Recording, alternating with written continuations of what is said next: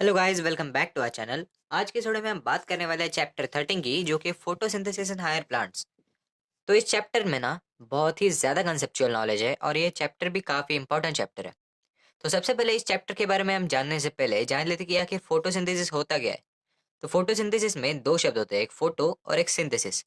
अब यहाँ पर फोटो हमें क्या आता है? फोटो मतलब लाइट, लाइट एनर्जी, आप उसे फोटो कह सकते हो। और यहाँ पर सिंथेसिस मतलब कुछ बनाना, टू मेक समथिंग। यानी फोटोसिंथेसिस का मतलब है to make something in presence of sunlight. अब फोटोसिंथेसिस किन में होता है? प्लांट्स में होता है। प्लांट्स क्या होते हैं? प्लांट्स होते हैं ऑटोट्रॉप्स। अब ये ऑटोट्रॉप्स क्या है भैया? ऑटोट्रॉप्स मतलब जो ऑर्गेनिज्म खुद का खाना खुद बनाता है। The organism which makes their own food in presence of sunlight are called autotrophs, है ना?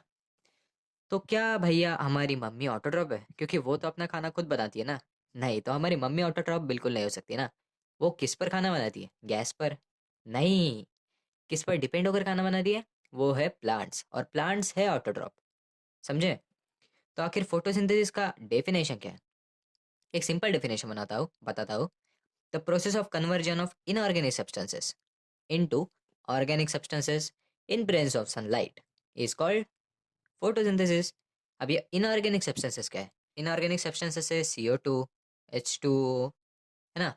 H2O, CO2। और ऑर्गेनिक है अपना कार्बोहाइड्रेट्स, जो कि C6H12O6, है ना? तो the conversion factor of inorganic substances into organic substances is called photosynthesis. ये फोटोसिंथेसिस को आपको क्लियर हो गया ना? अब फोटोसिंथेसिस किन में होती है? प्लांट्स में होती है। और उसको प्रेजेंस ऑफ सनलाइट 100% नेसेसरी होता है, तभी फोटोसिंथेसिस होगा। नहीं तो वो फोटोसिंथेसिस नहीं होगा। अब फोटोसिंथेसिस एक ऐसा रिएक्शन है जो कि एक एंडोथर्मिक रिएक्शन है। अब एंडोथर्मिक रिएक्शन मतलब क्या?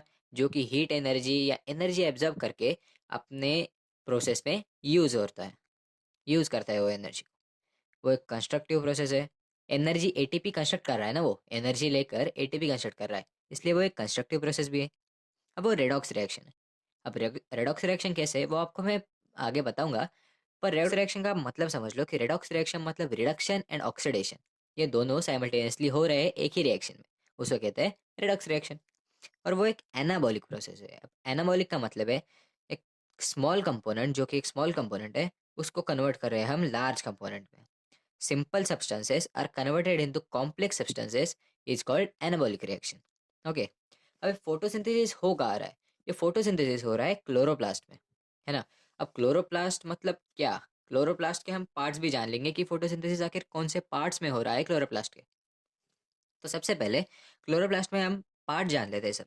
तो क्लोरोप्लास्ट के कुछ 5 पार्ट्स है, जैसे ग्राना, स्ट्रोमा, थाइलाकॉइड, कॉन्टाइजोम्स और इंटरग्रेनुलर लैमेली, है ना? तो अब ग्राना क्या है? ग्राना है कुछ ऐसे ऐसे स्ट्रक्चर्स होते हैं, देखो कॉइन जैसे कुछ स्ट्रक्चर्स होते हैं, एक बार शेप में अटैच होते हैं वो, लाइक ऐसा ही कुछ। और इधर एक सरफेस होता है वो ज्वाइन करता है, उसे कहते हैं हम इंटरग्रेनुलर लैमेली। अब एक ग्राना ना स्ट्रोमा में प्रेजेंट होता है। अब भाई ये कैसे? तो सपोज ये ग्रैन हो गया, और स्ट्रोमा, ये सपोज ये एक लेयर स्ट्रोमा की हो गई। तो ये रहा अपना क्लोरोप्लास्ट। अंदर का जो भी साइटोप्लाज्म है, आप साइटोप्लाज्म का मीनिंग एक एम्प्टी स्पेस बोल सकते हो आप, या फिर मैट्रिक्स बोल सकते हो आप। तो साइटोप्लाज्म, साइटोप्लाज्म को ही हम यहाँ पर स्ट्रोमा बोल रहे हैं। तो स्ट्रोमा क्या है? एक वाटरी फ्लूइड है वो, एक फ्लूइड भी बोल सकते हो आप।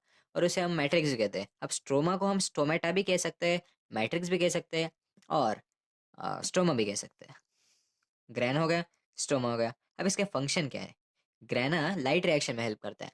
अब फोटोसिंथेसिस के तो दो फेज है ना, लाइट फेज और डार्क फेज। अब डार्क फेज का मतलब ये भी नहीं कि वो रिएक्शन सिर्फ डार्क यानी रात में चलेगी। डार्क फेज का मतलब आपको मैं बताऊंगा। पर अभी तक ये समझ लो कि ग्रैना लाइट रिएक्शन के लिए हेल्प होता है, और स्ट्रोमा डार्क रिएक्शन में हेल्प होता है। ओके। अब ग्रैनम क्या हो रहा है? ग्रैना में हो रहा है ATP सिंथेसिस। ATP क्या है? Adenosine triphosphate. तो ATP सिंथेसिस हो रहा है ग्रैना में, और NADPH2 फॉर्म हो रहा है। NADPH2 पता है ना? ATP और NADPH2 ग्रैना में फॉर्म हो रहा है, और ADP और NADP स्ट्रोमा में फॉर्म हो रहा है। यहाँ पर ATP फॉर्म हो रहा है, यहाँ पर ADP फॉर्म हो रहा है, यहाँ पर NADPH2 फॉर्म हो रहा है, और यहाँ पर NADP फॉर्म हो रहा है। अब ये थाइलाकॉइड क्या है? जो मैंने यहाँ पर ग्रैना ड्रॉ किया ना, अब ग्रेना की बस एक लेयर आप लोगे ना ऊपर की, ये एक कॉइन स्ट्रक्चर, बस एक छोटा सा जो कॉइन स्ट्रक्चर आप लोगे उसे हम कहते हैं थाइलाकॉइड। अब थाइलाकॉइड में आखिर ऐसा क्या होता है? थाइलाकॉइड में एक स्पेस होता है जिसे हम लोक्यूलस कहते हैं। तो लोक्यूलस में ना ये कॉन्टेजोम्स प्रेजेंट होता है। अब कॉन्टेजोम्स के भी कुछ 230 to 250 पिगमेंट्स कॉन्टेजोम्स में प्रेजेंट होते हैं। एक थाइलाकॉइड में लोक्यूलस प्रेजेंट होता है। लोक्यूलस एक साइटोप्लाज्म की तरह एक फ्री स्पेस मान लो आप लोक्यूलस को, है ना। और लोक्यूलस में प्रेजेंट होता है कॉन्टेजोम्स, और कॉन्टेजोम्स में प्रेजेंट होते हैं 230 to 250 पिगमेंट्स। अब वो पिगमेंट्स कुछ चार टाइप के हैं, तो मैं आपको चार टाइप के पिगमेंट्स भी बता देता हूँ। जो कि पहला है अपना ज़ैंथोफिल, दूसरा अपना क्लोरोफिल ए या क्लोरोफिल बी या फिर फाइकोबिलेंस, और सबसे मैंने कैरोटीनॉइड, है ना, कैरेटिन। अब बात करते हैं हम नेचर ऑफ लाइट के बारे में। तो नेचर ऑफ लाइट ना, एक तो विजिबल लाइट होती है और एक तो नॉन विजिबल लाइट होती है। अब सबसे ज़्यादा ऑब्जर्वेशन किस में होती है? रेड लाइट में। आपने वो एक्सपेरिमेंट तो देखा होगा ना प्रिज्म का। एक सनलाइट अगर एक सनलाइट आपको सपोज यहाँ पर, कैसे बता, एक सपोज सनलाइट है, ये सनलाइट यहाँ से जा रही है और यहाँ पर हमने प्रिज्म रख दिया। तो ये सनलाइट जहाँ से आ रही है और यहाँ पर हमने प्रिज्म रख दिया, तो प्रिज्म से ये एक लाइन, एक रे 7 रे में ऐसी टर्न हो जाएगी, ऐसे 7 रे में टर्न हो जाएगी। यहाँ पर एक रे है लाइट की, यहाँ पर एक प्रिज्म, और ये अगर प्रिज्म से जाएगी, प्रिज्म थ्रू जाएगी, तो ये 7 डिफरेंट कलर्स में टूट जाएगी। तो 7 डिफरेंट कलर्स कौन से? विब गियर, आपको पता होगा शायद ये नाम, VIBGYOR. Violet, indigo blue, green, yellow, orange, red, है ना। तो सबसे पहले विजिबल लाइट क्या होती है? जो हम आंखों से देख सकते हैं। और नॉन विजिबल लाइट क्या होती है? जो हम आंखों से नहीं देख सकते, अल्ट्रा वायलेट, इंफ्रारेड वगैरह वगैरह लाइट्स, है ना। तो मैक्सिमम ऑब्जर्वेशन किस में होती है? लाइट की मैक्सिमम ऑब्जर्प्शन रेड लाइट में होती है, और मिनिमम ऑब्जर्प्शन होती है ग्रीन लाइट में। अब सबसे मेन पार्ट, फोटोसिंथेसिस एक ऐसा प्रोसेस है जो ग्रीन लाइट में सबसे कम होता है और रेड और वॉयलेट लाइट में या फिर ब्लू लाइट में सबसे ज़्यादा होता है। अब फोटोसिंथेसिस के कुछ फेजेस हैं, जैसे लाइट फेज और डार्क फेज। अब मैंने जैसे आपको इधर बताया था, ग्रेना हेल्प करता है लाइट रिएक्शन में, और लाइट रिएक्शन मतलब लाइट फेज, तो यहाँ पर हेल्प कर रहा है ग्रेना। और डार्क फेज आ गया। अब डार्क फेज को हेल्प करता है स्ट्रोमा, है ना। डार्क फेज में कौन सा पार्ट हेल्प करता है क्लोरोप्लास्ट का? स्ट्रोमा। तो अब हम एक्सप्लेन करने जा रहे हैं आपको लाइट फेज। तो लाइट फेज क्या है? तो लाइट फेज में सबसे पहले आता है हमारा फॉस्फोराइलेशन, है ना। फॉस्फोराइलेशन हमारा टॉपिक आता है। तो उसके बाद फॉस्फोराइलेशन के भी दो टाइप्स हैं। एक है फोटोफॉस्फोराइलेशन, जो कि मैं अब अभी आपको बताऊंगा, और एक है ऑक्सीडेटिव फोटोफॉस्फोराइलेशन, जो कि आपके सिलेबस से कैंसिल है। अब इसमें होता क्या है? लाइट फेज में आखिर होता क्या है? इसमें फोटोलाइसिस भी होता है, इसमें ऑक्सीजन भी रिलीज होता है, इसमें एटीपी भी फॉर्म होता है। और एटीपी फॉर्मेशन की भी दो टाइप्स है, साइक्लिक और नॉन साइक्लिक, मैं आपको बताऊंगा। तो फोटोफॉस्फोरिलेशन में क्या होता है? एटीपी फॉर्म होता है किसकी मदद से? एडीपी। एडीपी मतलब एडेनोसाइन डाइफॉस्फेट। और आईपी, आईपी या कुछ लोग इसे पीआई भी बोलते हैं। आईपी और पीआई का मतलब क्या है? इसका मतलब है फॉस्फेट, इसे कहते हैं हम फॉस्फेट। तो एटीपी किससे बनता है? एडीपी और आईपी से, है ना। अब हम बात करते हैं साइक्लिक फोटोफॉस्फोरिलेशन की। फोटोफॉस्फोरिलेशन के दो टाइप्स हैं, साइक्लिक, नॉन साइक्लिक। हम बात कर रहे हैं साइक्लिक फोटोफॉस्फोरिलेशन की। अब साइक्लिक फोटोफॉस्फोरिलेशन में कौन सा पिगमेंट हेल्प करता है? वह है अपना क्लोरोफिल ए। तो क्लोरोफिल ए, यहाँ से एक सनलाइट आती है, सपोज यहाँ से सनलाइट आ गई, तो यहाँ से सनलाइट वो एब्जॉर्ब करेगा, क्लोरोफिल ए एब्जॉर्ब करेगा। अब क्लोरोफिल ए सनलाइट तो एब्जॉर्ब करेगा, और किसके फॉर्म में करेगा? फोटोन के फॉर्म में करेगा। शायद आपको केमिस्ट्री में हो चुका होगा कि एनर्जी ऐसा स्मॉल पैकेट्स में रिलीज होती है। कभी एनर्जी पूरी एकदम पूरे फ्लो के साथ रिलीज नहीं होती। एनर्जी रिलीज होती है छोटे छोटे पैकेट्स के फॉर्म में, और उस पैकेट्स के फॉर्म को हम बोलते हैं फोटोन या फिर क्वांटम बोल देते हैं, है ना। तो फिर क्लोरोफिल ए एनर्जी एब्जॉर्ब करेगा फोटोन के फॉर्म में। अब इसमें ना इलेक्ट्रॉन्स प्रेजेंट होते हैं, इलेक्ट्रॉन्स। और वो इलेक्ट्रॉन्स ये सनलाइट एब्जॉर्ब करने के बाद क्लोरोफिल ए आयोनाइज हो जाता है और अनस्टेबल हो जाता है। तो इसको स्टेबल करने के लिए ये दो इलेक्ट्रॉन्स लॉस करता है, दो इलेक्ट्रॉन्स लॉस करता है, और वो इलेक्ट्रॉन्स एक्सेप्ट कर लेता है एफ आर एस।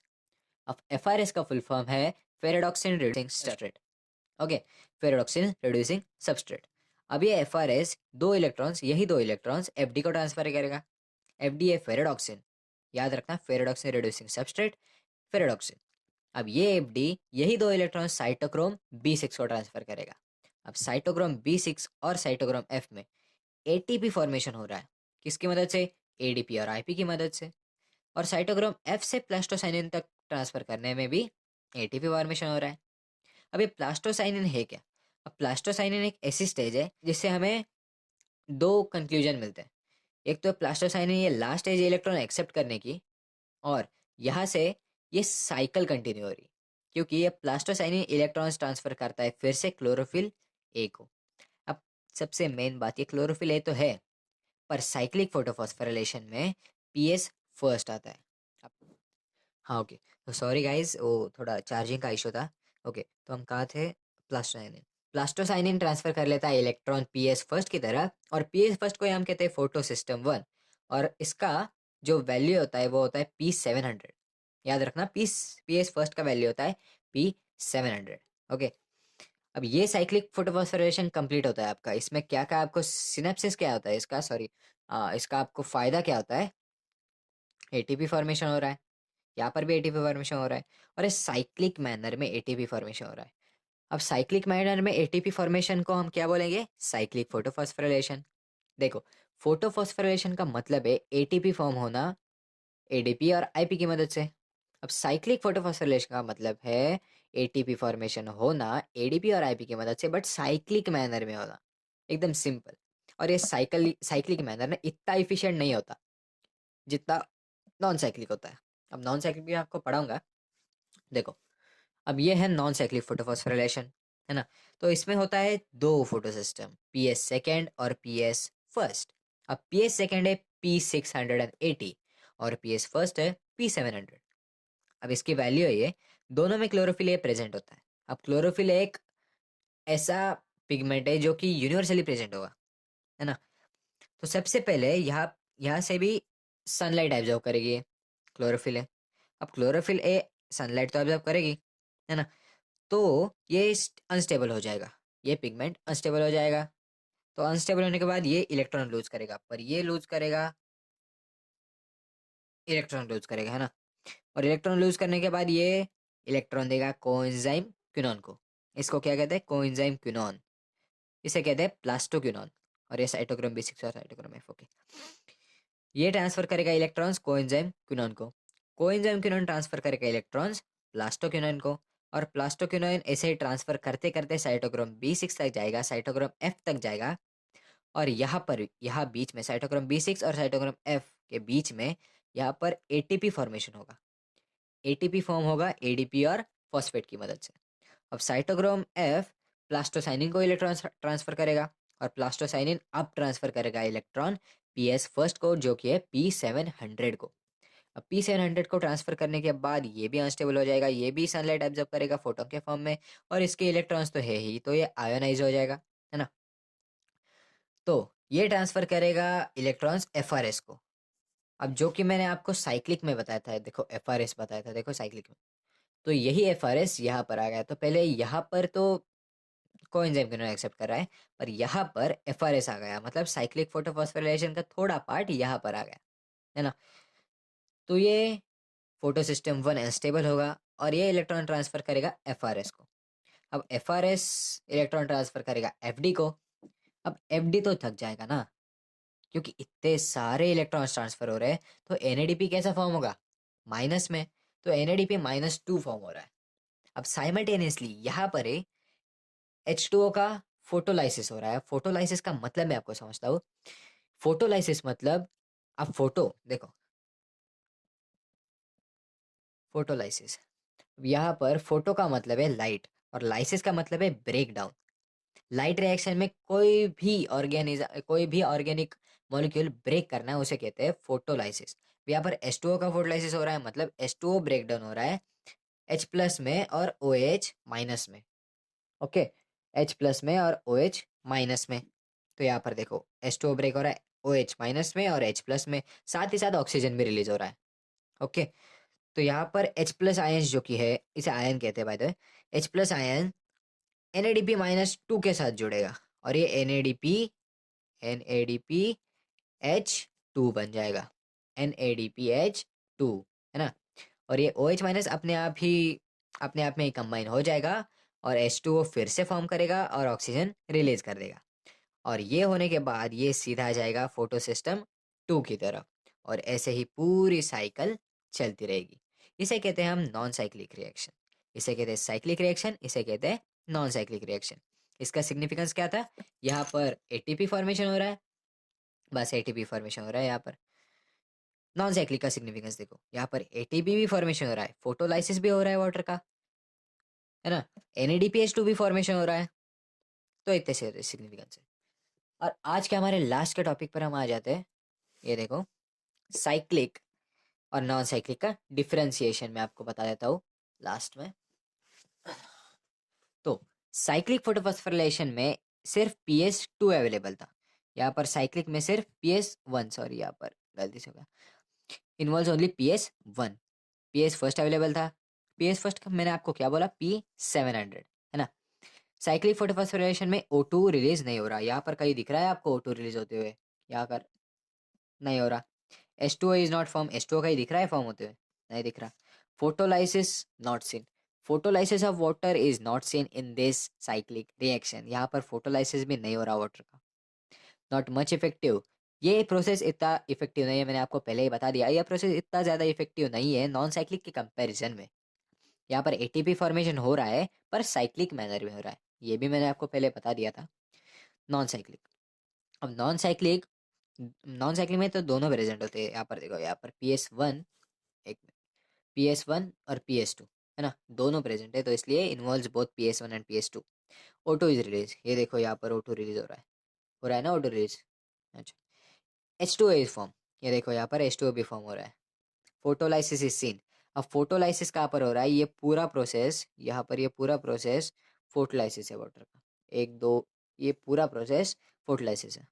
फोटोलाइसिस क्या, मैंने आपको क्या बताया? Photolysis of water, breakdown of H2O into H plus and OH minus ions, in which H plus ions combine with NADP minus 2 to form NADPH2 and OH minus combines with itself to form H2O and O2. More efficient than cyclic pathway, it is more efficient than cyclic pathway, ये भी मैंने आपको पहले बता दिया था। और ATP formation in non-cyclic manner is called non-cyclic photophosphorylation। तो यहाँ पर शायद 90%, सॉरी 80% हमारा लाइट फेज तो यहाँ पर कंप्लीट हो चुका है। बस इतना ही था लाइट फेज में। ऑक्सीडेक्टिव फोटोफॉस्फोरिलेशन आपका तो कैंसिल है, इसलिए वो तो सिखाऊंगा पर अभी नहीं, NCERT से सिखाऊंगा वो मैं। और ये मैंने एक माइंड मैप तैयार किया था बस। तो अगले लेक्चर में हम बात करेंगे डार्क फेज के बारे में, केमियोस्मोसिस के बारे में, C2 पाथवे, उसमें भी बहुत सारे पाथवे, वो हम डिस्कस कर लेंगे बाद में। तो आज के लिए बस इतना ही। होप आपको आज का लेक्चर अच्छा लगा होगा। हाँ, ये तो मेरा पहला ही वीडियो था, इसलिए थोड़ा बहुत इधर उधर चलता है। Okay, so thank you for watching, bye bye. और हाँ, चैनल को सब्सक्राइब कर देना हो सके तो।